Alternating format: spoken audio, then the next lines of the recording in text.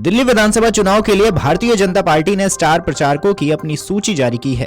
इस सूची में प्रधानमंत्री नरेंद्र मोदी, उत्तर प्रदेश के मुख्यमंत्री योगी आदित्यनाथ, असम के मुख्यमंत्री हेमंत विश्व शर्मा, उत्तराखंड के मुख्यमंत्री पुष्कर सिंह धामी, मध्य प्रदेश के मुख्यमंत्री मोहन यादव सहित भाजपा शासित प्रदेशों के कई मुख्यमंत्रियों और बड़े नेताओं को शामिल किया गया है। इस सूची में दिल्ली के सांसदों और संगठन के कई बड़े नेताओं को भी शामिल किया गया है। भाजपा के लिए महत्वपूर्ण इस चुनाव में शिवराज सिंह चौहान, केपी मौर्य, हेमा मालिनी और पूर्वांचलीय इलाकों के सुपरस्टार रवि किशन और दिनेश लाल यादव उर्फ निरहुआ को भी शामिल किया गया है।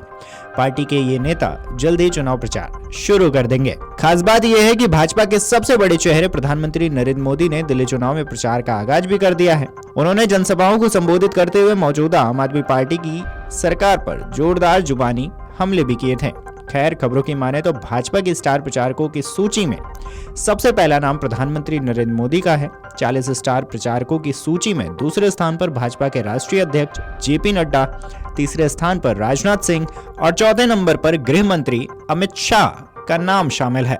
वहीं 5वें नंबर पर केंद्रीय मंत्री नितिन गडकरी का भी नाम शामिल किया गया है। भाजपा के स्टार प्रचारकों की सूची में उत्तर भारत के ज्यादातर राज्यों के नेताओं को भी शामिल किया गया है। साथ ही अभिनेता से नेता बने हेमा मालिनी, मनोज तिवारी, स्मृति ईरानी, हेमा मालिनी, रवि किशन, दिनेश लाल यादव उर्फ निरहुआ को भी शामिल किया गया है। फायर ब्रांड मुख्यमंत्री योगी आदित्यनाथ और हेमंत विश्व शर्मा भी इस लिस्ट में हैं। वहीं दूसरी तरफ दिल्ली विधानसभा चुनाव प्रचार में बीजेपी के साथ साथ राष्ट्रीय स्वयंसेवक संघ भी जमीन पर उतर चुका है। खबरों की माने तो सोमवार को आरएसएस पदाधिकारियों और दिल्ली बीजेपी नेताओं के साथ लंबी बैठक हुई। इस बैठक में चुनाव की दृष्टि से पार्टी और संघ द्वारा चलाए जा रहे ओवरऑल चुनावी कार्यक्रमों की विस्तृत बातचीत की रिपोर्ट जारी की गई। उन 59 सीटों पर भी समीक्षा हुई जहां बीजेपी ने अब तक उम्मीदवार घोषित कर दिए हैं। मिली जानकारी के मुताबिक बैठक में अब तक बीजेपी द्वारा जारी 59 सीटों में ए, बी प्लस, सी और डी कैटेगरी की सीटों पर विस्तृत चर्चा की गई है। बैठक में सी कैटेगरी में आ रही 32 से 33 सीटों पर पार्टी और कार्यकर्ताओं को अत्यधिक जोर लगाने की जरूरत पर बल दिया गया है। ऐसे में इन अल्फाबेट से आप कंफ्यूज ना हो तो इसके बारे में बताएं। ए कैटेगरी में कंफर्म सीट जीतने वाली सीटों को रखा जाता है, जबकि बी प्लस में बीजेपी की अपर एज वाली सीटों को रखा जाता है। वहीं सी कैटेगरी में प्रतिद्वंदियों के साथ कांटे की टक्कर वाली सीटों को रखा जाता है, जबकि डी में कमजोर सीटों को रखा जाता है।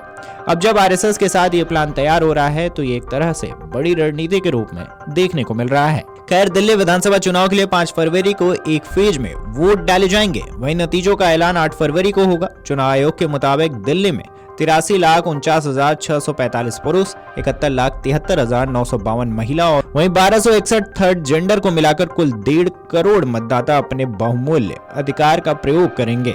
चुनाव की तारीख की घोषणा के साथ ही दिल्ली में चुनाव आदर्श आचार संहिता लागू हो गई है, जिसके तहत सरकारी संसाधनों का इस्तेमाल चुनाव प्रचार के लिए नहीं किया जा सकता है और चुनावी रैलियों के लिए पुलिस की अनुमति अनिवार्य है।